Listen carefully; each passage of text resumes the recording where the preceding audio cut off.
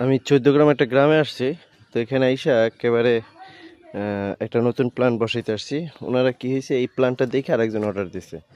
এটা হচ্ছে প্রায় ১-১.৫ বছর আগে ওনারা অর্ডার করেছিল এবং ১.৫ বছর আগের একটি প্ল্যান ওনারা রান্না করতেছে। এই যে এখান থেকে দেখতে পাচ্ছেন গ্যাস বের হয়ে ওনারা রান্না করে চলে গেছে, আর এখান থেকে গোবর দিচ্ছে।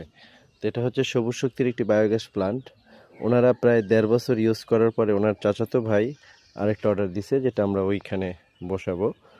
আর মূলত সবুজ শক্তি বায়োগ্যাস প্ল্যান্ট যেটা হয়, এরকম আরেকজনের সার্ভিস দেখে অনেকে অর্ডার করে। তো সবুজ শক্তি বায়োগ্যাস প্ল্যান্ট কাজ করছে গ্রামে গঞ্জে, একেবারে প্রত্যন্ত অঞ্চলে যেখানে মানুষ বসবাস করে। এখনও সেই কাঁচা রাস্তা, মাটির গন্ধ সব কিছুই আছে।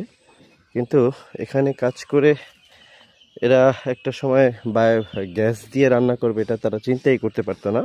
এখন কিন্তু তারা গ্যাস দিয়ে আলহামদুলিল্লাহ রান্না করতে পারছে।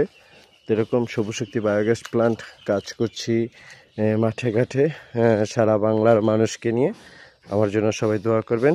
আসসালামু আলাইকুম।